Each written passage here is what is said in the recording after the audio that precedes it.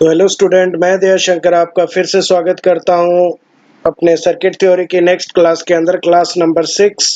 और जो भी मेरे यूट्यूब चैनल पे पहली बार ये देख रहे हैं वो सब्सक्राइब करें और नीचे बेल आइकन को दबाएं। हर दिन हमारी ये क्लास होती है मंडे टू फ्राइडे, और 6 क्लास है हमारी सर्किट थ्योरी की। और हर किसी एग्जाम के लिए एसएससी, जेई, राजस्थान स्टेट अधीनस्थ board, Rajasthan state electricity board, UP power corporation limited, और जो भी आप जेईएन का एग्जाम दे रहे हो, whether DMRC, LMRC, BMRC, Bangalore metro rail corporation, तो उन सब के लिए ये सफिशिएंट है। ओके, और ज़्यादा से ज़्यादा शेयर करें और अपने फ्रेंड्स को भी बताएं। बिल्कुल फ्री ऑफ कॉस्ट है, कुछ नहीं है। और नोट्स की मैंने बात बताई है तो मेरे जस्ट लेक्चर के बाद या मॉर्निंग के अंदर मैं मेरे टेलीग्राम चैनल पे वीडियो इसकी पीडीएफ अपलोड कर देता हूं, इसलिए आप मेरे टेलीग्राम चैनल से भी कनेक्ट हो जाएं। और टेलीग्राम चैनल का लिंक मैंने मेरे नीचे डिस्क्रिप्शन में दिया हुआ है। और फिर भी आपको कोई प्रॉब्लम हो तो आप मेरे डिस्क्रिप्शन में कॉन्टैक्ट नंबर दिया है, वो मेरा व्हाट्सएप नंबर है, आप मुझे उस पे व्हाट्सएप भी कर सकते हैं, और व्हाट्सएप के थ्रू मैं आपको कनेक्ट कर दूंगा आपके मेरे टेलीग्राम चैनल के अंदर। ओके, तो विदाउट टाइम वेस्ट किए हुए मैं स्टार्ट करता हूं। उम्मीद है जो बच्चे लगातार देख रहे हैं उन्होंने पीछे की 5 क्लासें देख ली होंगी, और देख ली हैं तो हम आगे स्टार्ट करते हैं।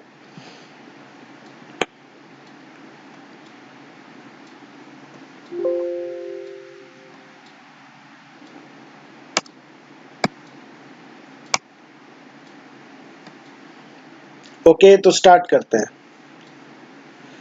देखो बच्चों, कल एक स्टूडेंट था, उसने मेरे से क्वेश्चन पूछा था। ये 42 नंबर क्वेश्चन अगर आपको याद हो तो 42 नंबर क्वेश्चन की बात हुई थी वहां पे। तो उसने बोला था कि सर ये वाला जो क्वेश्चन है करंट डिवीजन रूल से करवाओ, मतलब I1 I2 I3 current division rule से निकालो। तो देखो बच्चों, कुछ भी नहीं है, करंट डिवीजन रूल से निकाल सकते हो आसानी से। तो तरीका क्या है, जैसे देखो, आपको I1 I2 और I3 निकाल सकते हो, ठीक है। लेकिन बशर्ते आपको यहाँ पे करंट दिया हुआ होना चाहिए। अगर यहाँ पे बच्चों वोल्टेज सोर्स है तो पहले आपको करंट निकालनी पड़ेगी, क्योंकि करंट डिवीजन तभी लगेगा। अब करना क्या है बच्चों, करंट डिवीजन लगाने के लिए तो बड़ा ही आसान है, कुछ भी नहीं है। अगर 3 ब्रांच हो तो क्या करना है, देखो आपको क्या करना है। मान लो कि आपको बच्चों I1 निकालना है, I1 निकालना है, तो बाकी 2 ब्रांच की जो रेजिस्टेंस है उनका इक्विवेलेंट निकाल लो। जैसे ये दोनों पैरेलल में है, तो जैसे आपको I1 निकालना है तो आप क्या करोगे, इन दोनों पैरेलल ब्रांच का इक्विवेलेंट निकाल के इस सर्किट को 2 ब्रांच में कन्वर्ट कर लोगे, तो 5/6 आ जाएगा आपके पास। क्या आ जाएगा, 5/6। अब उसके बाद कुछ नहीं करना, I1 निकालना है तो अपोजिट ब्रांच का रेजिस्टेंस लेंगे 5/6, और करंट है हमारा 8 एम्पियर, जो चीज मैंने यहाँ पे रखी हुई है ऊपर की तरफ। और अपॉन में क्या होगा, 4 + 5/6, तो आंसर आएगा 1.38 एम्पियर। कुछ नहीं करना है, 3 ब्रांच दियो, 4 ब्रांच दियो, 5 ब्रांच दियो, बस आपको जिस ब्रांच का करंट निकालना है उसको होल्ड रखो, बाकी ब्रांच का एक इक्विवेलेंट रेजिस्टेंस निकाल लो। पैरेलल में है तो उनका पैरेलल कॉम्बिनेशन निकाल लो, उसके बाद में 2 ब्रांच में कन्वर्ट हो जाएगा और 2 ब्रांच में करंट डिवीजन लग जाएगा। ओके, जैसे आपको क्या निकालना है, I2। अब बच्चों I2 निकालना है तो I2 ब्रांच को होल्ड कर दो। अब आप ये चीज देखो, 4 ओम की ब्रांच होगी, 1 ओम की ब्रांच होगी, पैरेलल में है क्या, हाँ सर पैरेलल में है। तो 4 × 1, 4 + 1 तो कितना आ गया, 4/5 ओम। अब आपको I2 निकालना है तो I2 क्या होगा, 8 एम्पियर करंट, अपोजिट ब्रांच का रेजिस्टेंस 4/5, और आंसर आएगा आपके पास 1.103। समझ गए बात को। I3 भी सिमिलरली ऐसे ही करना है, I3 निकालना है, I3 ब्रांच को होल्ड रखो, इन दोनों ब्रांच का पैरेलल कॉम्बिनेशन निकाल लो, 4 × 5 अपॉन में 4 + 5, तो कितना आया, 20/9 ओम। अब लगा दो, I3 निकालना है, I3 निकालना है तो अपोजिट ब्रांच का रेजिस्टेंस, टोटल करंट अपॉन में टोटल रेजिस्टेंस, तो कितना आ जाएगा, 5.517। ओके, तो ये था इसका करंट डिवीजन लगाने का तरीका। कुल मिला के बात ये है बच्चों, करंट डिवीजन लगता है 2 ब्रांच में। अगर 3 ब्रांच आती है, 4 ब्रांच आती है, तो अगर आपको करंट डिवीजन लगाना है तो थोड़ा मुश्किल हो जाता है, बड़ा हो जाता है। इसलिए क्या करो, करंट दिया हुआ है, वोल्टेज निकाल लो पूरे सर्किट में, फिर वोल्टेज निकाल के कर लो, या ये भी करना चाहो ये भी कर लो, ठीक है। आगे चलते हैं। फिर एक क्वेश्चन और पूछा था मेरे से स्टूडेंट ने कि सर 74 क्वेश्चन को दोबारा से एक्सप्लेन करो। वहां पे मैंने थोड़ा सा फॉर्मूला गलत लिख दिया था, मैंने XC बराबर 2 पाई FC लिख दिया था, जबकि XC बराबर 1/2 पाई FC होगा। एक ये अपने करेक्शन कर लेंगे बच्चों नोट्स के अंदर, ठीक है, जल्दबाजी में लिखा जाता है। तो यहाँ पे देखो बच्चों कुछ भी नहीं है इस फॉर्मूले का, यहाँ पे हम कोई यूज ही नहीं लेंगे। आप जनरल एक चीज बताओ, उसने बोला है कि कोई भी डाइलेक्ट्रिक मीडियम है बच्चों, दो पैरेलल प्लेट है और इन दो पैरेलल प्लेट के बीच में आपने कोई भी डाइलेक्ट्रिक मीडियम रख दिया। अब मीडियम रख दिया तो ये प्लेट कंडक्टिंग थी, ये कंडक्टिंग थी, तो इनका जो ओवरऑल फील्ड स्ट्रेंथ होगी वो कम हो जाएगी। आपने मान लो ऑयल डाल दिया, ऑयल डाल दिया तो ऑयल एक अच्छा कंडक्टिंग पाथ तो नहीं है, नहीं है, इसका मतलब क्या होगा, फील्ड स्ट्रेंथ कम हो जाएगी। ये आप यूं कह सकते हो, अगर जब तक आपने डाला नहीं बच्चों कोई भी डाइलेक्ट्रिक मीडियम, तो ये दोनों प्लेट आपस में कंडक्टिंग है और ये दोनों किसकी तरह बिहेव करेगी, एज ए कंडक्टर की तरह, और आपका फील्ड स्ट्रेंथ हमेशा ही हाई रहेगा। लेकिन जैसे ही आप कोई नया डाइलेक्ट्रिक मीडियम इंट्रोड्यूस कर दोगे इसके बीच में, तो क्या होगा, तो चार्ज डिलीवर होने में थोड़ा टाइम लगेगा, मतलब आपकी फील्ड स्ट्रेंथ क्या हो जाएगी, वीक हो जाएगी। Okay, next question. Next question है बच्चों, concept of voltage source and current source. तो सबसे पहले बात करते हैं वोल्टेज सोर्स की। आपसे पूछे कि बच्चों चार ऑप्शन देके पूछे कि वोल्टेज सोर्स का इक्विवेलेंट सर्किट क्या है। तो वोल्टेज सोर्स का इक्विवेलेंट सर्किट ये है बच्चों, वोल्टेज आप अप्लाई करोगे प्लस उसका इंटरनल रेजिस्टेंस होता है, ये है प्रैक्टिकल सिंबल वोल्टेज सोर्स का। लेकिन आइडियल सिंबल क्या है बच्चों, आइडियली हम वोल्टेज के अंदर आपने 10 वोल्ट ही काउंट किया है, आइडियली हम आर इंटरनल काउंट नहीं करते। ज्यादातर सर्किट आपने देखा होगा आइडियली करते हो, लेकिन कई बार वो बोलता है कि आर इंटरनल गिवन, जब बोलेगा तब मतलब आर इंटरनल आपको गिवन होगा बच्चों, तभी आपको ये करना है। समझ गए बात को। अब देखो बात ये आती है, आपसे क्वेश्चन पूछेगा कि वोल्टेज सोर्स क्या होता है, तो आप बोलोगे high internal resistance connected in series with voltage source, high internal resistance connected in series with current source, या very very less low internal resistance connected in series with voltage source. Sir ऐसे क्यों है, लो क्यों है? देखो बच्चों एक कारण जानो। आपने मान लो 10 वोल्ट दिया बच्चों, कितना वोल्ट दिया, 10 वोल्ट। अब मान लो आप 10 वोल्ट दे रहे हो और कोई लोड लगा है घर में। अब मान लो लोड लगा है तो आप यही चाहते हो ना कि बच्चों 10 का 10 वोल्ट लोड को मिले, यही चाहते हो। तो आप एक बात बताओ, अगर आर इंटरनल हाई होगा, आर इंटरनल हाई होगा तो बच्चों यहाँ पे ड्रॉप ज्यादा होगा, ड्रॉप ज्यादा होगा। मान लो 5 वोल्ट यहाँ निकल गया, अगर 5 वोल्ट बच्चों यहाँ पे कंज्यूम हो गया, ड्रॉप ज्यादा हो गया, क्योंकि आर ज्यादा होगा तभी ड्रॉप ज्यादा होगा, क्योंकि वी बराबर क्या होता है, वी बराबर होता है आई आर। इसका मतलब अगर आर ज्यादा है तो ड्रॉप ज्यादा ही होगा, और अगर आपने आर हाई रखा तो ड्रॉप ज्यादा हो जाएगा, लोड पे आपको मिलेगी कम वोल्टेज। लेकिन हमारा टारगेट क्या है, लोड पे हमें 10 से 10 वोल्टेज लेनी है। तो आर इंटरनल क्या होगा practically, R internal very very less, practically क्या होगा, बहुत कम। और आइडियली अगर बात करूं, आइडियली तो मैं ये चाहता हूं कि बच्चों 10 का 10 मिल जाए, लेकिन प्रैक्टिकली पॉसिबल नहीं है। तो आइडियली मैं ये चाहता हूं कि 10 का 10 मिल जाए, इसका मतलब मैं आर इंटरनल रखूंगा ही नहीं, आर इंटरनल मेरा क्या होगा, 0। ओके, तो आपसे पूछे कि वोल्टेज सोर्स में क्या होता है, तो वोल्टेज सोर्स के सीरीज में इंटरनल रेजिस्टेंस लगा होता है प्रैक्टिकली, और इंटरनल रेजिस्टेंस का वैल्यू बहुत कम होता है। और अगर अपने बात करेंगे आइडियली, तो आइडियली इंटरनल रेजिस्टेंस क्या होगा, 0 होगा। क्या होगा, 0। अब बच्चों आपसे पूछेगा ग्राफ बताओ, आपसे पूछेगा कि वोल्टेज सोर्स का ग्राफ क्या है। तो देखो बच्चों, अगर आइडियली बात करें तो आइडियली तो आपको पता है वोल्टेज कांस्टेंट रहेगी। क्यों रहेगी, क्योंकि ड्रॉप होगा ही नहीं, रेजिस्टेंस लगा ही नहीं। अगर रेजिस्टेंस लगा नहीं तो ड्रॉप क्या रहेगा, आप चाहे कितना भी करंट बढ़ाओ, वोल्टेज ड्रॉप क्या रहेगा, सेम ही रहेगा, क्योंकि वोल्टेज वही रहेगी 10 वोल्ट।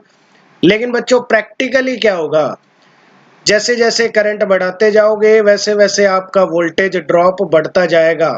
तो प्रैक्टिकली थोड़ा सा आपका जो ग्राफ आएगा वो कैसा आएगा, इंक्लाइंड ग्राफ आएगा। क्यों, क्योंकि वोल्टेज कम होगा, क्योंकि ये जो आर इंटरनल है बच्चों, ये आर इंटरनल कुछ ना कुछ वोल्टेज तो लेगा, तो वो वोल्टेज कम हो जाएगी, उस वोल्टेज को हम यहाँ दिखा देंगे जैसे जैसे आप आई बढ़ाओगे। अब सर ये यहाँ पे ऐसे कैसे है, कम हो गया तो सीधा होना चाहिए ना। देखो बच्चों, आई अगर आप 2 एम्पियर पे ले रहे हो 4 एम्पियर पे ले रहे हो तो भाई आई बढ़ेगा तो वी ज्यादा बढ़ेगा ना, है ना, तो ड्रॉप बढ़ता जाएगा जैसे जैसे करंट बढ़ाते जाओगे। ठीक है, आगे चलते हैं नेक्स्ट। अब देखो बच्चों, वोल्टेज सोर्स के साथ ही मैं एक इंपॉर्टेंट पॉइंट डिस्कस करने जा रहा हूं, एग्जाम में आता रहता है। सर इसके साथ डिस्कस क्यों किया? क्योंकि बच्चे क्या करते हैं, जब वोल्टमीटर का पूछते हैं तो वोल्टेज सोर्स, और जब करंट सोर्स का पूछते हैं तो वोल्टमीटर कनेक्ट करते हैं। देखो प्रैक्टिकली वोल्टेज सोर्स का सिंबल क्या है, आर इंटरनल लगा होता है वोल्टेज सोर्स के साथ सीरीज में, करेक्ट है। लेकिन प्रैक्टिकली वोल्टमीटर क्या है बच्चों? वोल्टमीटर है हमारा R internal parallel with voltage. समझ गए कहानी? प्रैक्टिकली वोल्टमीटर का सिंबल ये होता है। अब देखो बात ये आती है, देखो बच्चों वोल्टमीटर एक आपको पता है मेजरिंग इंस्ट्रूमेंट है, ठीक है, वोल्टेज को मेजर करता है। एक चीज ध्यान रखना बच्चों, ये जितने भी मेजरिंग इंस्ट्रूमेंट होते हैं, मेजरमेंट में मैं बताऊंगा, ये अपनी हाई एक्यूरेसी तभी देते हैं जब हम ज्यादा से ज्यादा वोल्टेज को क्या करवाएं, रीड करवाएं, ज्यादा से ज्यादा वोल्टेज को रीड करवाएं। इसलिए बच्चों एक बात आओ, वोल्टेज ज्यादा से ज्यादा रीड तभी होगी अगर पैरेलल में कनेक्टेड होगा। क्योंकि अब एक बात आओ, अब ज्यादा से ज्यादा वोल्टेज रीड कराओगे तभी एफिशिएंसी ज्यादा देगा, वरना एरर ज्यादा आएगी। अब आप लेबोरेटरी के अंदर 10 वोल्टेज का वोल्टमीटर ले आए, अब आप क्या कर रहे हो, 1 वोल्ट रीड करवा रहे हो। अरे भाई 1 वोल्ट का रीड करवा रहे हो तो 2 वोल्ट का ले आते, 10 वोल्ट का क्यों लेके आए? समझ रहे हो? इसका मतलब 10 वोल्ट का है तो कम से कम 8 या 9 वोल्ट रीड करवाओ ताकि वो हाई एक्यूरेसी दे। अब बच्चों वोल्ट मीटर में हमारा टारगेट क्या रहेगा, ज्यादा से ज्यादा वोल्टेज मेजर करना। देखो याद करने का तरीका क्या है, ज्यादा से ज्यादा वोल्टेज मेजर करना। तो आप ये बताओ, वोल्टेज ज्यादा से ज्यादा तभी आएगी अगर आर इंटरनल हाई होगा। अगर ये हाई होगा तो ड्रॉप ज्यादा होगा कि नहीं होगा? ज्यादा होगा। अगर ड्रॉप ज्यादा होगा तो वोल्ट मीटर ज्यादा रीड करेगा कि नहीं करेगा? करेगा। यही हमारा टारगेट था। इसका मतलब वोल्ट मीटर का आर इंटरनल हाई होता है, वोल्टेज सोर्स का आर इंटरनल प्रैक्टिकली कम होता है। ओके, दूसरा, आइडियली मैं ये चाहता हूं कि बच्चों पूरे का पूरा ड्रॉप हो यहां पे, तो मैं क्या करूंगा, आर को ओपन करूंगा। ओपन का मतलब क्या है, इनफाइनाइट कर दूंगा। हाई होना चाहिए लेकिन आइडियली क्या होना चाहिए, इनफाइनाइट होना चाहिए। इनफाइनाइट होगा तो ये ज्यादा से ज्यादा वोल्टेज को लोड के अक्रॉस क्या कर लेगा, मेजर कर लेगा। समझ गए? बड़ी बड़ी बात एक बार फिर सुन लो। वोल्टेज सोर्स का आर इंटरनल क्या होता है, कम। वोल्ट मीटर का आर इंटरनल क्या होता है, हाई। वोल्ट मीटर में आर इंटरनल कहां लगता है, पैरेलल में। वोल्टेज सोर्स में आर इंटरनल कहां लगता है, सीरीज में। Ideally R internal voltage source का 0, practically sorry ideally R internal volt meter का क्या हो जाएगा, इनफाइनाइट। ओके, तो ये था वोल्टेज सोर्स और वोल्ट मीटर का कंसेप्ट। अब आप काफी कंफ्यूज नहीं होगे, और एग्जाम में क्वेश्चन वोल्ट मीटर वाला आता रहता है कि आर इंटरनल कम होता है या ज्यादा होता है, और ये ग्राफ भी कई बार एग्जाम में आता है, तो ध्यान रखें। अब चलते हैं आगे। अब हम बात करेंगे करंट सोर्स की। तो करंट सोर्स देखो बच्चों, आर इंटरनल पैरेलल में लगा हुआ है, उल्टा हो गया बिल्कुल। करंट सोर्स के पैरेलल में लगा हुआ है आर इंटरनल। अब एक बात बताओ बच्चों, आप करंट देना चाह रहे हो, ये मान लो कोई लोड लगा है यहाँ पे, ये कोई लोड लगा है, तो आप यही चाहते हो ना कि ज्यादा से ज्यादा करंट इधर जाए।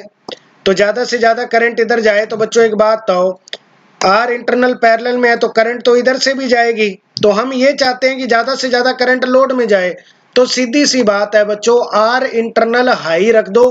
अगर बच्चों आर इंटरनल हाई होगा तो यहां से करंट कम जाएगा और यहां से करंट ज्यादा जाएगा। तो कहने का मतलब करंट सोर्स का प्रैक्टिकली आर इंटरनल क्या होता है, बहुत हाई होता है, ताकि इंटरनल करंट कम जाए और एक्सटर्नल लोड करंट ज्यादा जाए।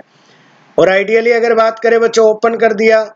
ओपन का मतलब क्या है कि इनफाइनाइट कर दिया। इनफाइनाइट करने का मतलब आर इंटरनल क्या हो गया, ओपन हो गया। 1 मिनट।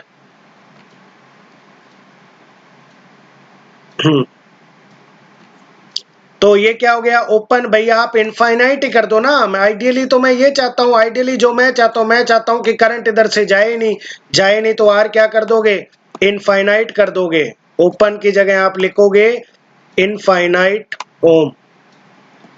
ठीक है, तो करंट जाएगा नहीं, सारा करंट आपको कहां मिलेगा, लोड में।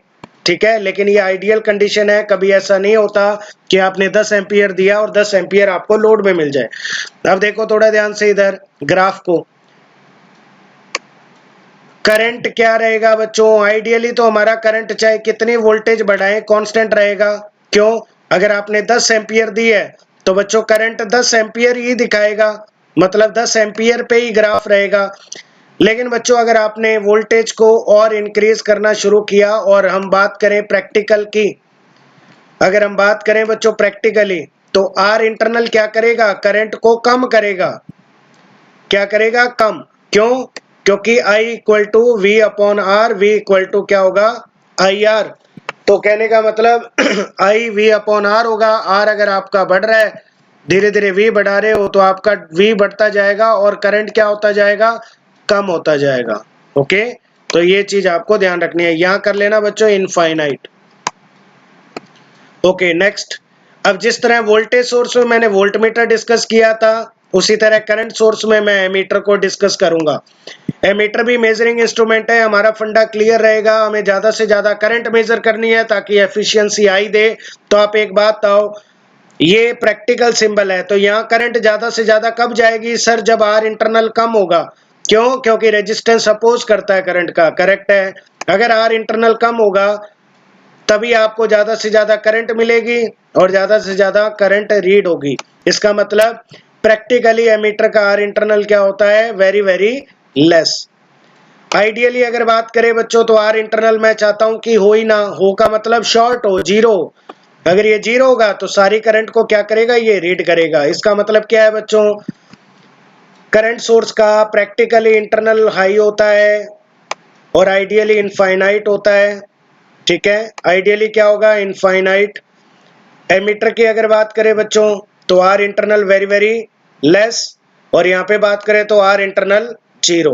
और ग्राफ की बात करें तो ग्राफ कुछ इस टाइप से आएगा। आप ऐसे भी बना सकते हो बच्चों एग्जाम में थोड़ा ध्यान रखें, वो आपके साथ उल्टे सीधे ऑप्शन भी बनाएगा।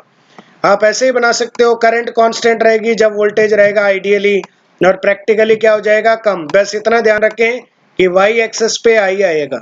ठीक है आगे चलते हैं। अब देखो बच्चों, छोटी छोटी मगर मोटी बातें और बड़े इंपॉर्टेंट लॉजिक हैं ये, कई बार एग्जाम में आते रहते हैं, सीधा ही आ जाता है। ओके, तो देखो आपको मैंने कुछ सर्किट बना के दिए हैं, आपको इन सर्किट का इक्विवेलेंट सर्किट बनाना है। तो पहले चीज देखो पहला सर्किट देखो बच्चों,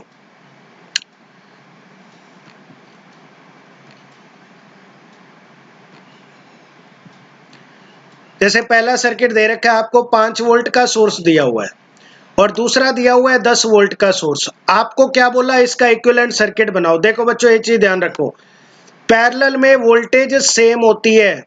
क्या होती है, पैरेलल में वोल्टेज सेम होती है।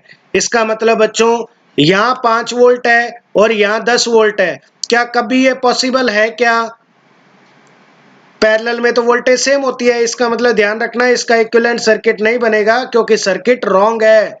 क्योंकि पैरेलल में अगर 5-5 वोल्ट होता तो बच्चों मैं इक्विवेलेंट सर्किट बनाता, लेकिन एक में 5 वोल्ट है, एक में 10 वोल्ट है, इसका मतलब सर्किट रॉन्ग है। अब जैसे ये न्यूमेरिकल आ गया, आपको बोले कि 1 ओम की ब्रांच में करंट निकालो, तो कैसे निकालोगे, तो आप सीधा ध्यान रखना बच्चों, 5 वोल्ट 10 वोल्ट और ये बीच में एक कॉमन ब्रांच है। तो एक बात बताओ, क्या ये कभी पॉसिबल है क्या, नहीं पॉसिबल, क्योंकि पैरेलल में वोल्टेज सेम होनी चाहिए। इसका मतलब ये भी सर्किट क्या है, रॉन्ग है। ये वाला देखो, आपको दो 5 वोल्ट के सोर्स पैरेलल में दिए, बोला इक्विवेलेंट सर्किट बनाओ। क्या ये सर्किट हो सकता है क्या, पहले तो ये बताओ, हो सकता है क्या, सोच के बताओ। हाँ हो सकता है, क्योंकि पैरेलल में वोल्टेज सेम रहते हैं। इसका मतलब ये भी 5 वोल्ट, ये भी 5 वोल्ट, तो पैरेलल में बच्चों एक ही सोर्स काउंट होगा। तो इसका इक्विवेलेंट सर्किट आप ऐसे लिख सकते हो, only one source with 5 volt. Okay, ये सर्किट देखो, इस सर्किट की अगर बात करें बच्चों, तो वोल्टेज सोर्स भी लगा है, 5 एम्पियर का करंट लगा है। तो बच्चों एक चीज ध्यान रखनी है, अगर सीरीज में आपको 5 एम्पियर का करंट भी दिया है और 10 वोल्ट भी दिया है, तो ध्यान रखना वोल्टेज को आप हटा सकते हो, वोल्टेज को आप हटा सकते हो, ओनली करंट सोर्स को काउंट कर सकते हो सीरीज के अंदर। ठीक है, सीरीज के अंदर ओनली करंट सोर्स का ही वैल्यू होता है, वोल्टेज सोर्स का कोई लेवल नहीं होता। एक बार फिर देखो, 5 वोल्ट है, 10 वोल्ट है, दोनों पैरेलल में है लेकिन बराबर नहीं है, सर्किट गलत है। यहाँ भी आई का वैल्यू नहीं निकलेगा क्योंकि सर्किट गलत है, क्योंकि 5 वोल्ट 10 वोल्ट ये हो ही नहीं सकता। हाँ, इसका इक्विवेलेंट सर्किट ओनली आप 5 वोल्ट लिख सकते हो क्योंकि दोनों ही वोल्टेज सोर्स क्या है, सेम है। सीरीज के अंदर हमेशा करंट सोर्स काउंट होता है, वोल्टेज सोर्स आप हटा सकते हो, इसका मतलब इसका इक्विवेलेंट सर्किट ये है। ओके, आगे देखो। अब देखो, इसमें सीरीज में है दोनों। क्या बच्चों कभी ऐसा हो सकता है कि एक ही तार में 5 एम्पियर भी जा रहा है, 4 एम्पियर भी जा रहा है? नहीं सर, तो रॉन्ग है ना सर्किट, सर्किट रॉन्ग है। कभी ऐसा नहीं होगा, इसका इक्विवेलेंट सर्किट बनेगा नहीं। अब आपसे जैसे यहाँ लोड लगा है, क्या लगा है, लोड। आपको बोला है कि 4 एम्पियर और 5 एम्पियर, तो क्या ये सर्किट पॉसिबल है? हाँ पॉसिबल है। यहाँ से 4 एम्पियर आएगा, यहाँ से 5 एम्पियर आएगा, तो टोटल आपको कितना मिलेगा बच्चों? 9 एम्पियर। तो आपका इक्विवेलेंट सर्किट क्या बनेगा? आप इस पूरे सर्किट को किससे रिप्लेस कर सकते हो? 9 एम्पियर के करंट सोर्स से। ओके, सीरीज के अंदर 6 एम्पियर 7 एम्पियर का करंट आ रहा है, बोला कि यहाँ पे वोल्टेज निकालो। क्या कभी पॉसिबल है? क्या नहीं पॉसिबल, क्योंकि सीरीज में करंट सेम रहता है, सर्किट ही गलत है। ठीक है, आगे चलो। अब आ रहा है बच्चों सोर्स ट्रांसफॉर्मेशन। इससे एक क्वेश्चन आता ही रहता है एग्जाम में। आप सोर्स ट्रांसफॉर्मेशन कह सकते हो, या जब हम नेटवर्क थ्योरम करेंगे तो बच्चों आप वोल्टेज सोर्स को कह सकते हो थेवेनिन, और करंट सोर्स सर्किट को कह सकते हो नॉर्टन। ओके, तो स्टार्ट करते हैं अपने। वोल्टेज को करंट सोर्स में बदलो। देखो, वोल्टेज सोर्स प्रैक्टिकली मैंने बताया था बच्चों, ये होता है। करंट सोर्स ऐसा होगा प्रैक्टिकली, अभी मैंने डिस्कस किया है, याद ही होगा आपको, करंट सोर्स ऐसा होता है। अब बच्चों एक चीज ध्यान रखना, आर इंटरनल तो आपका वही रहेगा, जैसे मैंने यहाँ एग्जांपल के तौर पे आर इंटरनल 5 ओम ले लिया, तो यहाँ भी क्या रहेगा? 5 ओम। वोल्टेज सोर्स आपको दिया हुआ है और आप किस में बदल रहे हो? करंट सोर्स में। करंट निकालना है, तो करंट क्या निकलेगा बच्चों? V upon R internal. किससे निकल जाएगा? V upon R internal. तो आप ऐसे क्या कर सकते हो? वोल्टेज सोर्स को करंट सोर्स में बदल सकते हो। आप इस वोल्टेज सर्किट को थेवेनिन सर्किट भी कह सकते हो, और करंट सोर्स सर्किट को नॉर्टन सर्किट भी कह सकते हो। ये हम थ्योरम में भी देखेंगे। ठीक है, आगे देखो। करंट टू वोल्टेज सोर्स, ये आपको एक सर्किट दे रखा है, आई आर इंटरनल। ठीक है, ये करंट सोर्स दिया हुआ है। आर इंटरनल बच्चों आपको पता है वोल्टेज सोर्स में बदलना है, तो सर सीरीज में लगेगा वोल्टेज के, यहाँ सीरीज में लगा दो। और आर इंटरनल 5 है तो ये भी 5 ही रहेगा, 10 है तो ये भी क्या रहेगा? 10 रहेगा। सर ये तो आपने बताया था कम ज्यादा ऐसा कुछ बताया था। भाई आप किसी सोर्स को बदल रहे हो, पहले से वो सोर्स डिजाइन नहीं है।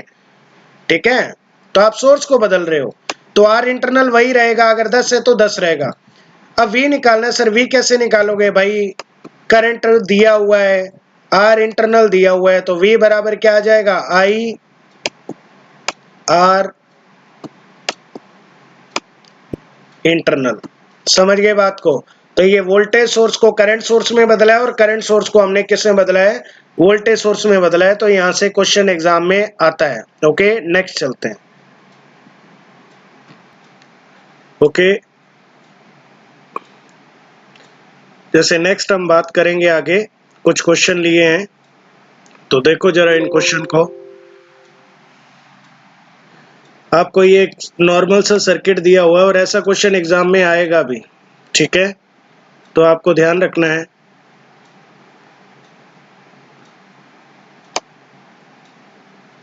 ये थेवेनिन नॉर्टन के हिसाब से एक क्वेश्चन आता ही है, आपने देखा भी होगा प्रीवियस ईयर के एसएससी जेई एग्जाम में या अदर जेई एग्जाम में क्वेश्चन आता रहता है। तो कन्वर्ट इट इनटू नॉर्टन लिख दिया। नॉर्टन का मतलब करंट सोर्स सर्किट में बदलो। तो कुछ नहीं करना है बच्चों, 5 ओम आर इंटरनल है, एज इट इज यहीं पे आएगा आपका 5 ओम, क्योंकि करंट सोर्स पैरेलल में लगता है रेजिस्टेंस, तो यहाँ लगेगा। आई निकालने के लिए आपको क्या करना है? V अपॉन आर करना है। क्या करना है बच्चों? V upon R. तो V अपॉन आर करोगे, V 10 दिया हुआ है, R 5 दिया हुआ है, तो यहाँ पे 2 एम्पियर आ जाएगा। कितना आ जाएगा? ये 2 एम्पियर पैरेलल में होगा किसके? 5 ओम के। उसके बाद देखो करंट सोर्स का सर्किट दिया है, आपको बोला है कि वोल्टेज सोर्स में बदलो या थेवेनिन में बदलो।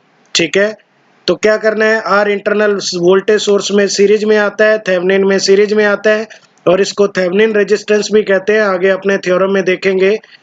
और वोल्टेज निकालनी है तो V बराबर क्या आ जाएगा, IR आ जाएगा। V बराबर क्या आ जाएगा, IR। तो आप क्या लिख दोगे, 10 वोल्ट। ओके, कोई दिक्कत नहीं है यहाँ तक, आगे चलते हैं। नेक्स्ट क्वेश्चन देखो, find out I in 5 ohm branch. जैसे ये सर्किट दिया है बच्चों, 5 ओम के ब्रांच में आपको क्या करना है, करंट निकालना है। अब कई जने क्या करेंगे, वहां पे 5 एम्पियर ही टिक कर देंगे, लेकिन मैंने अभी सोर्स के रूल बताए थे, पैरेलल में हमेशा वोल्टेज काउंट होती है। आप करंट सोर्स को यहाँ पे हटा सकते हो, तो आप इसका इक्विवेलेंट सर्किट ऐसा बना सकते हो, क्योंकि पैरेलल में हमेशा वोल्टेज काउंट होगी लोड के अक्रॉस। तो 10 वोल्ट दिया हुआ है और 5 ओम वही रजिस्टर हमने लिया है, और इसमें आई आपको निकालना है, आपको करंट सोर्स को रिमूव कर देना है। तो आई बराबर क्या आ जाएगा बच्चों, V अपॉन R। ठीक है, तो आप निकाल लोगे 2 एम्पियर। बस छोटे छोटे ये रूल ध्यान रखने हैं, वरना हम एग्जाम में बहुत कुछ करके बैठ जाते हैं और हमारा आंसर भी आ जाता है, लेकिन वो गलत हो जाता है। ठीक है, आगे चलते हैं। नेक्स्ट क्वेश्चन देखो बच्चों, आपको आई निकालना है, 6 ओम ब्रांच में करंट निकालना है। उसने बोला है कि फाइंड आउट आई। देखो बहुत से तरीके हैं आपके पास, लेकिन यहाँ पे अपने जो रूल पढ़ रहे हैं उन पे प्रैक्टिस कर रहे हैं। आपको बोला है कि find out I by source transformation. तो देखो बच्चों, ये मैंने दोबारा से सर्किट बनाया है। पहले आप ये बताओ, ये वाला सर्किट क्या है सर, करंट सोर्स है। ये वाला सर्किट क्या है सर, करंट सोर्स है। तो इस सर्किट को क्या मैं वोल्टेज सोर्स में बदल सकता हूँ क्या, हाँ सर। तो वोल्टेज सोर्स में बदल दिया मैंने, ये वोल्टेज सोर्स सर्किट हो गया इसका। R एज इट इज आ जाएगा बच्चों, और V निकालना है तो V बराबर I इंटू आर। बिल्कुल सिमिलरली आप इसको बदल दोगे, तो 3 ओम तो सीरीज में ही रहेगा वोल्टेज सोर्स में, और वोल्टेज कितनी आ जाएगी, 3 इंटू 3। करंट का डायरेक्शन ऊपर है, इसका मतलब प्लस से माइनस ये डायरेक्शन आएगी, तो यहाँ पे ऊपर प्लस नीचे माइनस, ऊपर प्लस नीचे माइनस। अब बच्चों एक चीज देखो, ये जो पूरी ब्रांच है सीरीज में, आपको पता है करंट सेम रहेगा। जो करंट 6 ओम की ब्रांच में जाएगा वही करंट आपका 3 ओम, वही करंट आपका 2 ओम की ब्रांच में जाएगा। तो मैंने इसका इक्विवेलेंट रेजिस्टेंस निकाला 11 ओम, और मैंने इस सर्किट का इक्विवेलेंट सर्किट बना लिया, तो ये 11 ओम आ गया। ये पोलैरिटी देखो बच्चों, प्लस माइनस है, तो मैंने प्लस माइनस लिखा, लेकिन इसका माइनस इसके माइनस के पास है, तो ये पोलैरिटी उल्टी है। उल्टी होने का मतलब है ये करंट इधर भेज रहा है, ये करंट इधर भेज रहा है। तो इसका मतलब बच्चों प्लस का 20 वोल्ट है और माइनस का 9 वोल्ट है, तो आपके पास कितना बचेगा, 11 वोल्ट बचेगा। 20 माइनस 9, तो ये फाइनल सर्किट आपका बन गया। और अब आपको निकालना है बच्चों आई, तो आई बराबर क्या कर दोगे, V upon R, answer will be 1 ampere. ठीक है, आगे चलते हैं। नेक्स्ट क्वेश्चन देखो, ये भी आपको आई निकालना है 4 ओम की ब्रांच में से बाय सोर्स ट्रांसफॉर्मेशन। तो आप ये देखो बच्चों, ये करंट सोर्स है, करंट सोर्स है कि नहीं है, करंट सोर्स है। तो आप इस करंट सोर्स को वोल्टेज सोर्स में बदल दो। मैंने यहाँ पे वोल्टेज सोर्स में बदल दिया। ठीक है, अब आप एक चीज नोटिस करो, ये वाला जो 4 ओम से करंट जाएगा वही 2 ओम से जाएगा, क्योंकि सीरीज में है। इसका मतलब 4 और 2 सीरीज में है, तो कितना आ गया, 6 ओम आ गया। तो ये मैंने नीचे इसका इक्विवेलेंट सर्किट बनाया है, 6 ओम रख दिया। उसके बाद बच्चों प्लस माइनस 10 और आपका माइनस 6 वोल्ट, तो कहने का मतलब प्लस माइनस माइनस प्लस, तो टोटल कितना बच गया आपके पास, 4 वोल्ट बच गया। कितना बच गया, 4 वोल्ट। ये 6 ओम आ गया। ठीक है, अब आप आई निकाल ही लोगे 4/6। ठीक है, तो ये क्वेश्चन हो ही जाएगा आसानी से। ओके, आगे चलते हैं। नेक्स्ट रूल है बच्चों, डिपेंडेंट सोर्स क्या होते हैं। देखो बच्चों, ऐसे सोर्स जो किसी पे डिपेंड करें, ठीक है, आगे हमारे काम आएंगे ये। तो ऐसे सोर्स जो डिपेंड करें उन्हें कहते हैं हम डिपेंडेंट सोर्स, और इनको हम सिंबल दिखाते हैं, डायमंड जैसा सिंबल होता है बच्चों।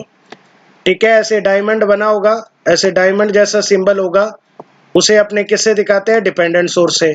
एक इंपॉर्टेंट पॉइंट नोट करके, आगे हमारे काम आएगा सुपरपोजिशन थ्योरम वगैरह में, वहां पे अपने क्या सर्किट को हटाएंगे, मतलब सोर्स को हटाएंगे। तो एक चीज ध्यान रखनी है बस आपको, डिपेंडेंट सोर्स को ना तो कभी ओपन करेंगे ना शॉर्ट करेंगे, ये जैसा आया वैसा ही पड़ा रहता है, केवल डिपेंडेंट सोर्स ही हटता है, सॉरी इंडिपेंडेंट सोर्स ही हटता है। Dependent source neither be short nor be open, इसको कभी नहीं हटाना है, ठीक है। ओके, अब देखो चार टाइप के सोर्स दिखाए हुए मैंने, और चार टाइप के सोर्स ही होते हैं।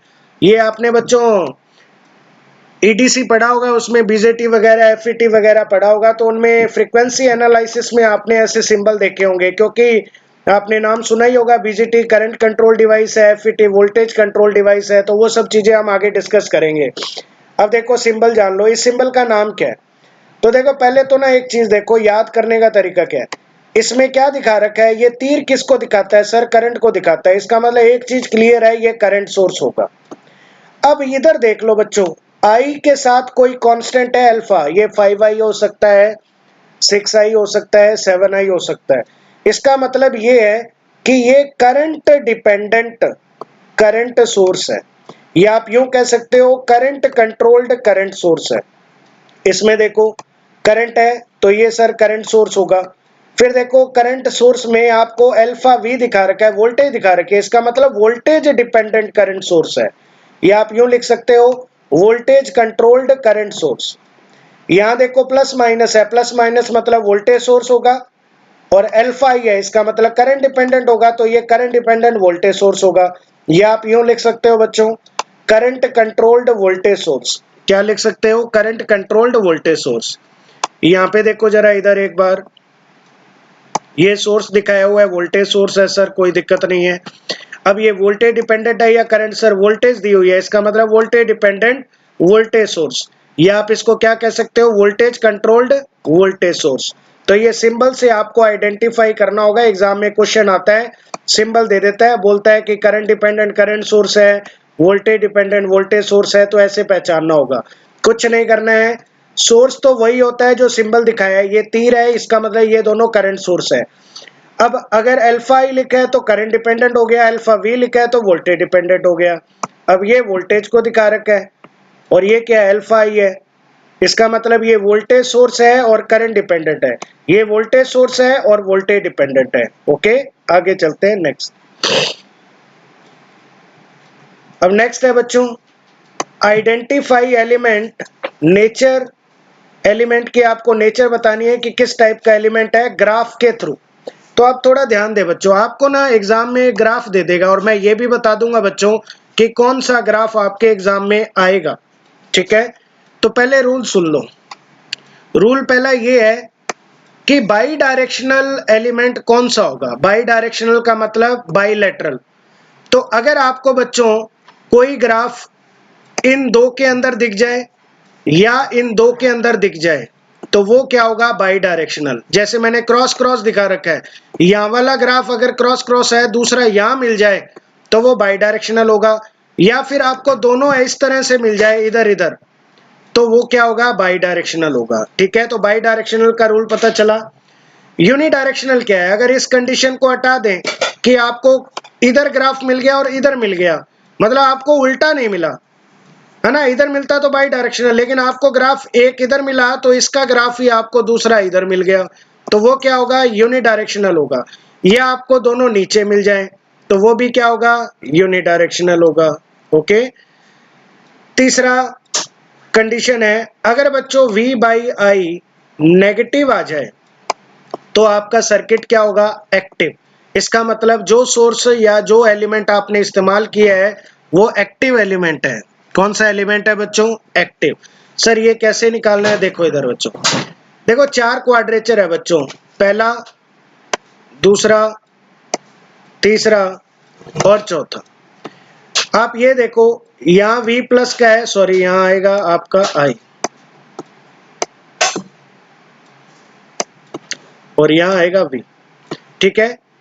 अगर बच्चों आपको दूसरे और चौथे क्वाड्रेचर में अगर कोई चीज दिख जाए तो वो एक्टिव एलिमेंट होगा। अगर आपको ग्राफ दूसरे क्वाड्रेचर में या चौथे में दिखे तो वो एक्टिव होगा। क्यों होगा, देखो यहाँ पे अगर मैं बात करूं बच्चों,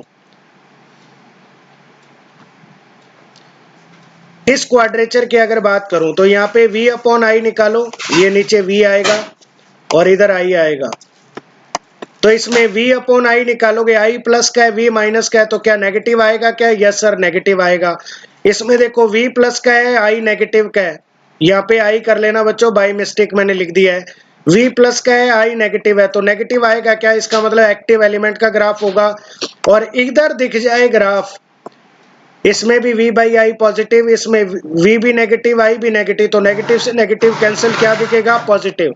इसका मतलब v बाई आई आपका क्या हो जाएगा? पैसिव एलिमेंट हो जाएगा। कौन सा हो जाएगा बच्चों? Passive element. ओके, तो ये थे कुछ रूल। अब देखो बच्चों क्वेश्चन कैसे आएगा। देखो ये क्वेश्चन दे दिया आपको, पहला ये ग्राफ दे दिया आपको, बोला कि एलिमेंट बताओ कैसा है। तो बच्चों देखो पहले ये ग्राफ इधर है और इधर है इसका मतलब क्रॉस है ग्राफ, तो एक्टिव एलिमेंट होगा या पैसिव? अगर बच्चों ये इधर होता और इधर होता तो एक्टिव सॉरी तो यूनिडायरेक्शनल होता। लेकिन अब ग्राफ क्या है, जो इधर है वही उसका फोटोकॉपी इधर है, इसका मतलब ये बाईलैटरल या बाई डायरेक्शनल है। इसका मतलब ये एलिमेंट जो है बाई डायरेक्शनल या बाईलैटरल होगा। अब ये होता क्या है ये मैं आगे आपको और समझाऊंगा, अभी ग्राफ से क्वेश्चन को पुट करना सीखें। तो कहने का मतलब ग्राफ इधर है और इधर है, तो क्या होगा? By directional. लीनियर दिख रहा है क्या? ग्राफ लीनियर दिख रहा है क्या? या आप यूं पहचान लो, जो अंग्रेजी जो थोड़ा मैथ में ज्यादा बिलीव करते हैं, स्लॉप क्या है? पॉजिटिव। स्लॉप क्या है बच्चों? पॉजिटिव, क्योंकि v बाई आई निकालोगे पॉजिटिव आएगा, इधर भी v बाई आई निकालोगे, ये नेगेटिव है ये नेगेटिव है, तो नेगेटिव नेगेटिव ये क्या हो जाएंगे? प्लस हो जाएंगे। तो इसका मतलब ये क्या होगा? लीनियर होगा। और बच्चों ओरिजिन से पास हो रहा है, ओरिजिन से पास हो रहा है, इसका मतलब ये इधर आने के बाद इधर नहीं गया, ओरिजिन को क्रॉस कर गया इधर, इसका मतलब ये क्या होगा? लीनियर होगा। तो एलिमेंट बाई डायरेक्शनल है, लीनियर है। एक्टिव है या पैसिव है? तो बच्चों मैंने बताया था, अगर v बाई आई पॉजिटिव आ रहा है क्या? हाँ सर, इधर भी v बाई आई पॉजिटिव, इधर भी v बाई आई पॉजिटिव, तो ये कैसा होगा? पैसिव होगा। इसका मतलब ये ग्राफ ये बता रहा है कि ये ग्राफ एक बाई डायरेक्शनल, लीनियर और पैसिव एलिमेंट का ग्राफ है। ओके, नेक्स्ट देखो, पहले तो बच्चों ये इधर ही देख लो, ये लीनियर लग रहा है क्या आपको? ये देखो यहाँ से मुड़ गया है, ओरिजिन से तो पास हो रहा है, लेकिन यहाँ पे देखो ये मुड़ गया ऐसे, तो ये नॉन लीनियर होगा। डेफिनेटली टिक कर दिया नॉन लीनियर। चलो स्लॉप देख सकते हो, यहाँ पे स्लॉप नेगेटिव आएगा बच्चों, यहाँ पे v बाई आई क्या आएगा? नेगेटिव आएगा, क्योंकि यहाँ पे i क्या होता है? नेगेटिव होता है, तो यहाँ पे v बाई आई नेगेटिव है। और एक भी नेगेटिव मिल जाए तो एलिमेंट क्या होगा? एक्टिव।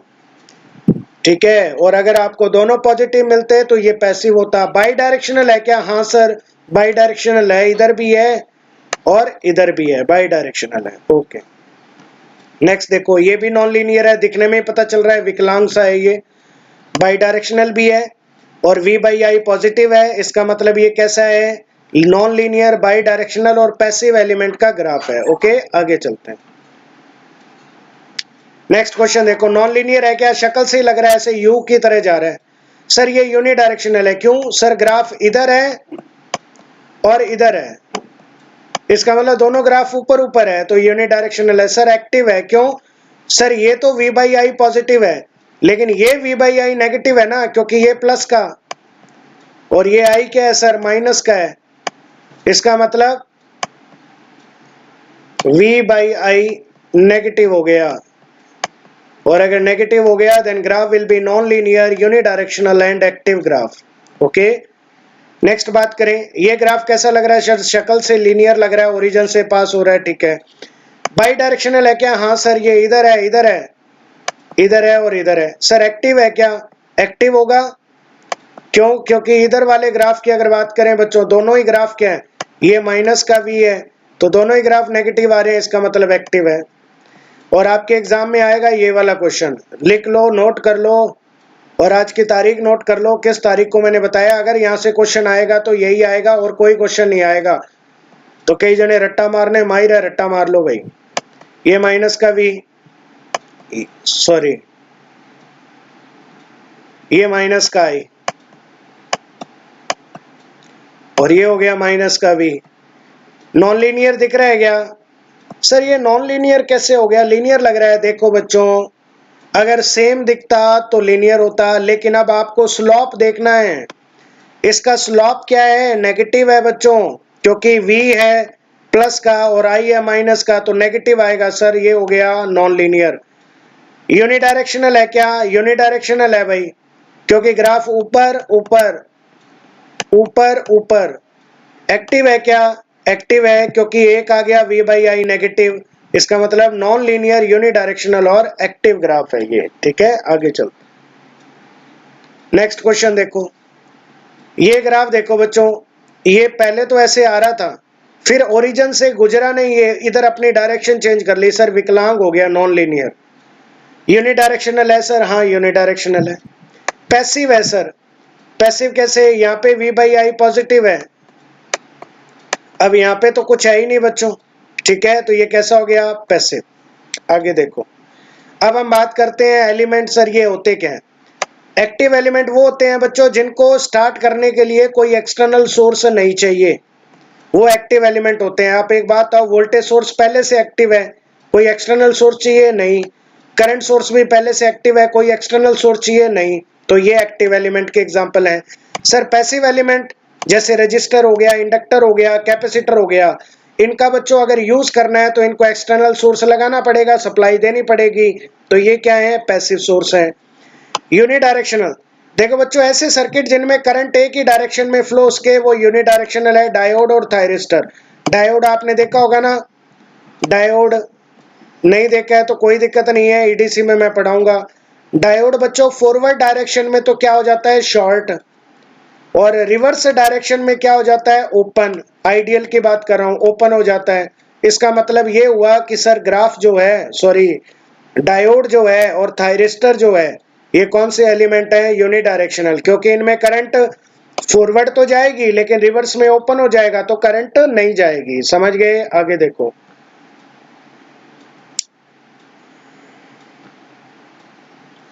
बाई डायरेक्शनल, कहने का मतलब करंट दोनों डायरेक्शन में फ्लोस के। अब बच्चों आपने कोई सर्किट में लगा दिया रजिस्टर और सप्लाई दे दी क्या, हाँ सर दे दी। अब एक बात आओ, चाहे मैं बच्चों करंट इधर से फ्लो करवा दूं चाहे इधर से फ्लो करवा दूं, करंट दोनों डायरेक्शन में जा सकता है क्या, हाँ जा सकता है, तो बाई डायरेक्शनल बोलो ना इसको।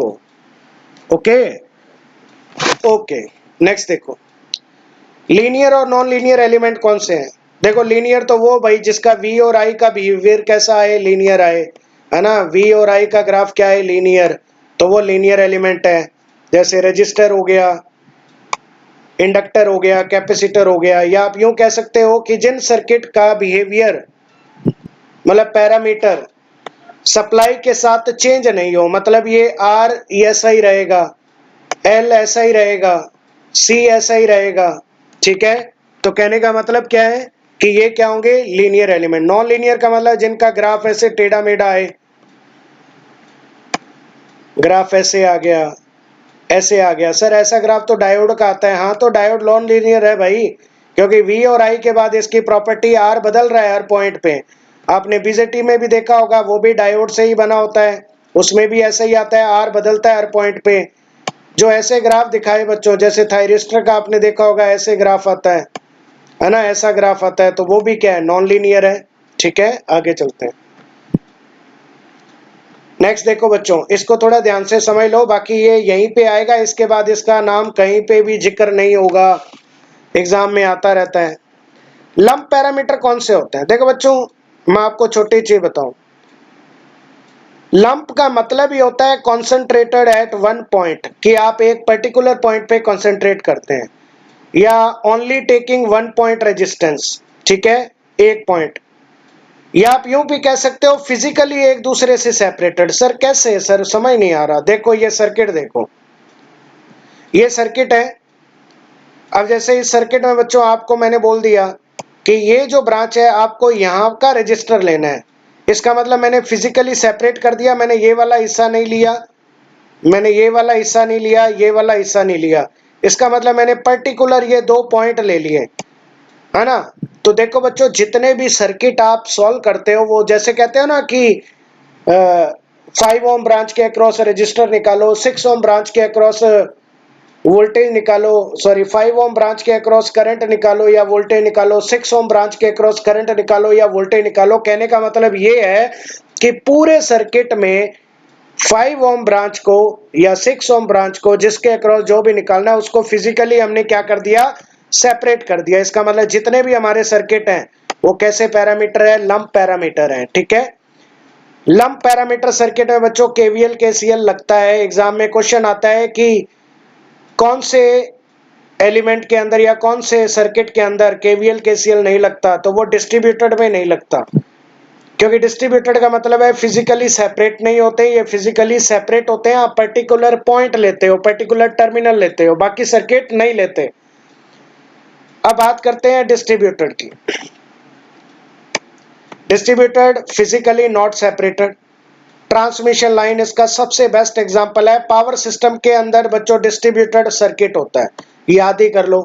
आपसे सीधा पूछे ट्रांसमिशन लाइन क्या है, एक डिस्ट्रीब्यूटेड पैरामीटर सर्किट है। एक बात तो बच्चों, ट्रांसमिशन लाइन तो ऐसी होती है ना, इंडक्टर, कैपेसिटर, फिर इंडक्टर, कैपेसिटर, और ये आगे से आगे आपका सर्किट चलता रहता है, चलता रहता है। इसका मतलब क्या है, ये फिजिकली सेपरेट नहीं है, इसमें पूरी वायर को इंक्लूड किया जाता है, पूरे तार को लिया जाता है। इसका मतलब फिजिकली एक पर्टिकुलर पॉइंट के अक्रॉस हम कुछ नहीं निकाल रहे हैं, हम सिर्फ कहाँ निकाल रहे हैं, पूरे वायर के अक्रॉस, पूरे कंडक्टर के अक्रॉस। इसका मतलब ये डिस्ट्रीब्यूटेड है, और इसका एग्जांपल है power system transmission line. Okay, आगे चलते हैं।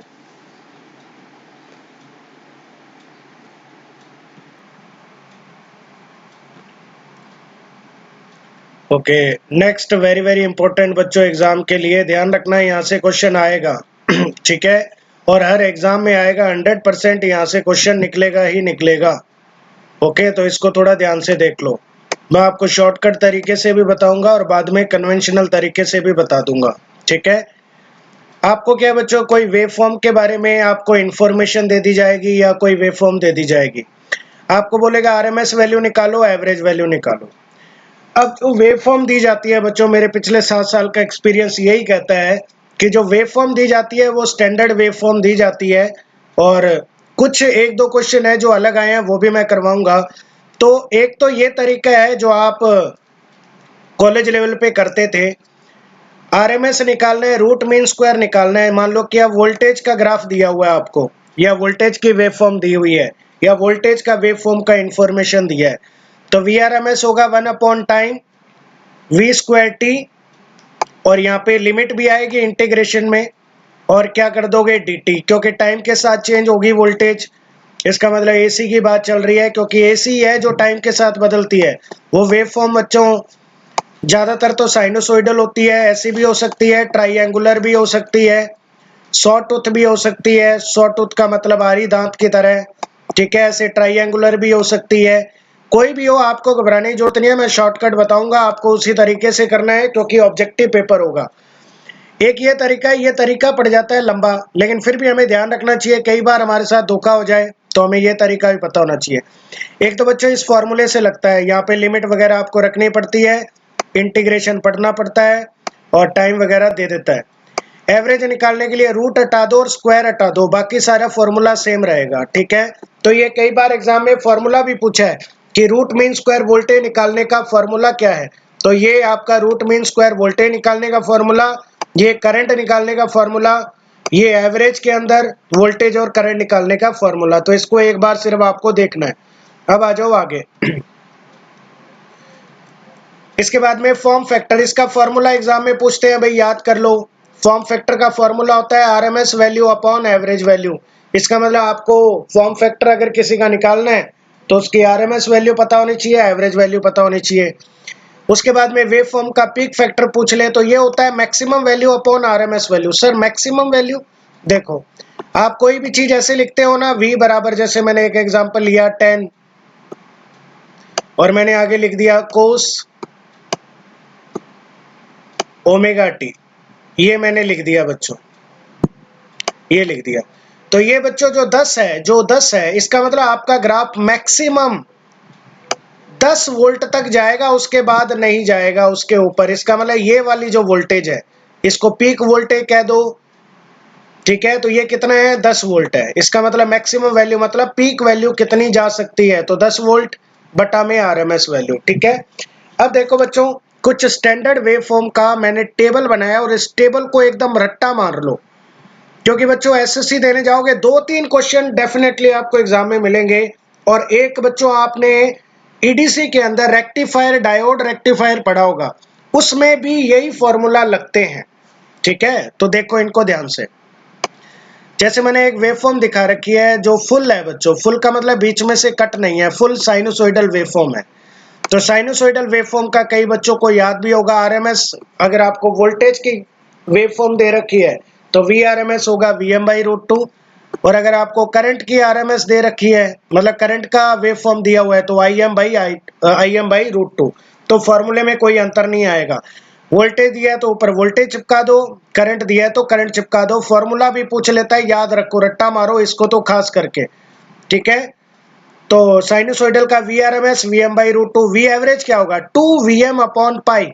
सर Vm क्या है? Vm बच्चों मैक्सिमम, जो मैंने अभी बताया था। Vm क्या है? V = Vm, या करंट दिया होगा तो करंट होगा Vm sin ω/t। ठीक है, तो V मैक्सिमम है बच्चों Vm। ठीक है, ये ध्यान रखना है आपको। तो ये Vm मैक्सिमम 2Vm/पाई 2Im/पाई।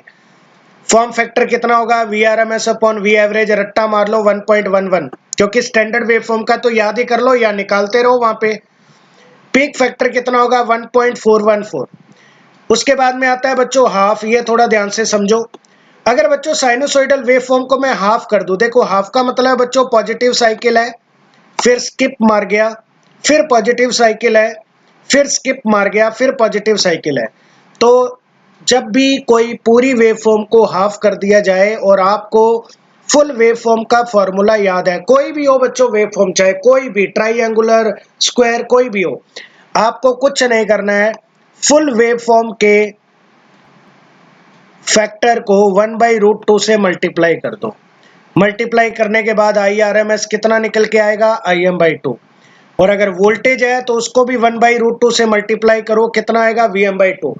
BSNL TTA के एग्जाम में आया था 2016 में कि किसी भी वेवफॉर्म को, फुल साइनोसॉइडल वेवफॉर्म को अगर हाफ कर दिया जाए तो किस फैक्टर से मल्टीप्लाई करते हैं? What is the common factor? 1/√2। और एवरेज के अंदर क्या होगा? 1/2 से मल्टीप्लाई कर दो। ये जो आपको वी एवरेज पहले दिया था उसको 1/2 से कर दो, तो आपके पास आई एवरेज निकल के आएगा Im/पाई, वी एवरेज निकल के आएगा Vm/पाई। फॉर्म फैक्टर निकालोगे 1.57 और पीक फैक्टर आप निकालोगे मैक्सिमम अपॉन एवरेज, कितना आ जाएगा? मैक्सिमम अपॉन आरएमएस, कितना आ जाएगा? 2। ठीक है, नेक्स्ट देखो बच्चों, ट्राइंगुलर वेवफॉर्म दे रखी है। ट्राइंगुलर फुल वेवफॉर्म का Vrms होता है Vm/√3, वी एवरेज होता है Vm/2, IRMS Im/√3, I average Im/2, form factor होता है 1.15। याद रखो फॉर्म फैक्टर, पीक फैक्टर याद नहीं रहे कोई दिक्कत नहीं है, लेकिन फॉर्म फैक्टर याद रखो 1.73। फिर ये बच्चों ट्राइंगुलर ही है लेकिन फुल है, बीच में से कहीं स्किप नहीं मारा। और इस वेवफॉर्म का एक अनदर नेम भी है सॉ टूथ, क्योंकि आरी की तरह दिख रही है ना। सॉ का मतलब होता है आरी, आरी के ऊपर दांत होते हैं ना, उसकी तरह सॉ टूथ, टूथ का मतलब दांत, तो इसका अदर नेम है सॉ टूथ।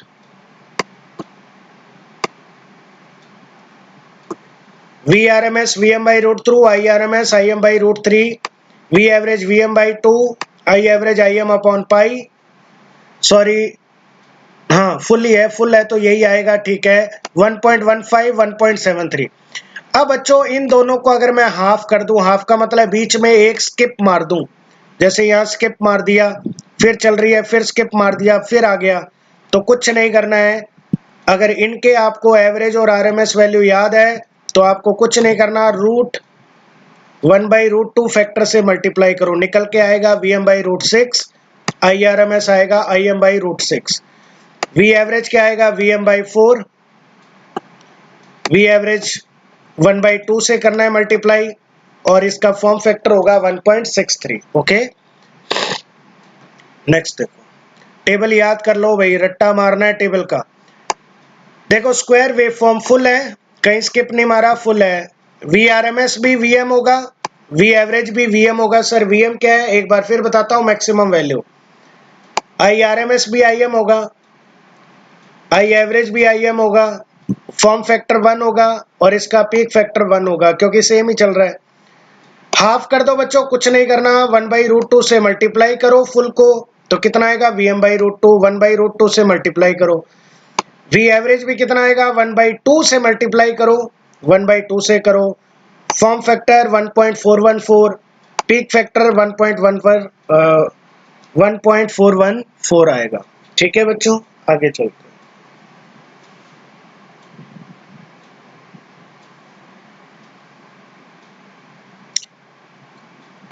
देखो एक क्वेश्चन यहाँ से थ्योरी का बनता है बच्चों, मैंने एक साथ लिख दिया। अगर फुल वेव फॉर्म दे और आपसे पूछे कि किस वेव फॉर्म का फॉर्म फैक्टर सबसे ज्यादा आया है, तो फुल वेव फॉर्म की बात करें पहले। फुल ट्राइंगुलर वेव फॉर्म का फॉर्म फैक्टर सबसे ज्यादा होता है 1.15, साइनोसॉइडल का 1.11 और स्क्वायर का क्या होता है 1 होता है। ठीक है, उसके बाद में हाफ वेव फॉर्म की अगर बात करें बच्चों, तो हाफ वेव फॉर्म का आएगा ट्राइंगुलर 1.63। इसका मतलब ट्राइंगुलर का दोनों केस में ज्यादा होता है, साइनोसॉइडल बीच में होता है और स्क्वायर वेव फॉर्म का लास्ट में होता है। ठीक है, तो कहने का मतलब ये आपकी कहानी थी। एक मिनट रुको, इसका पी फैक्टर मैं थोड़ा कैलकुलेटर से चेक करता हूं।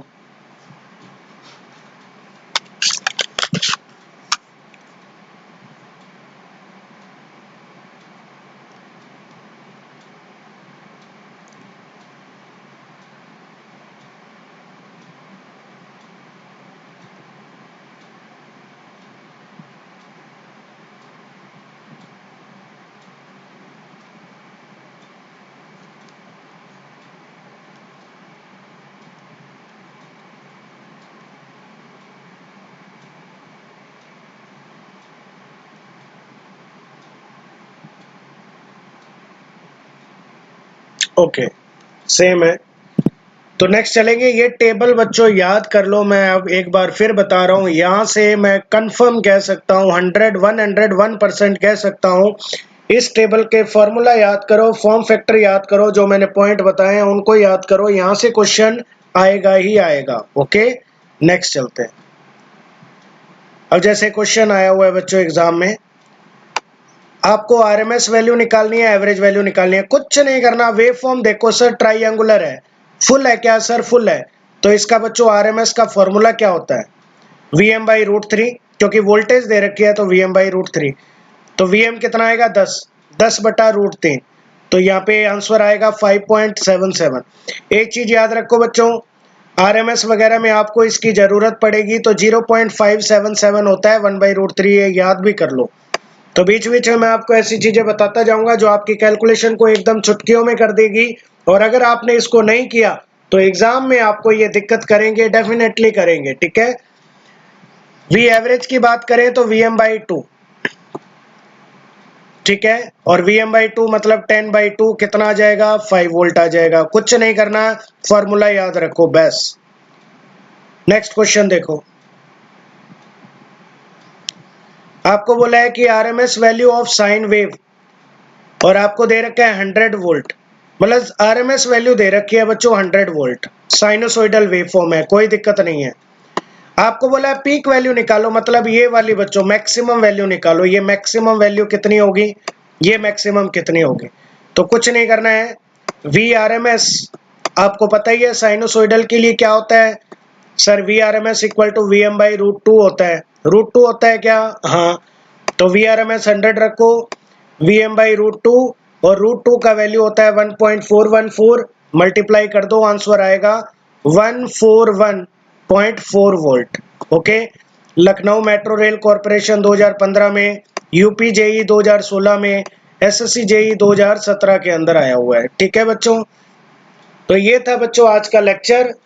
ओके, तो हमारा जितना भी बेसिक है मैंने बेसिक पूरा कर दिया है।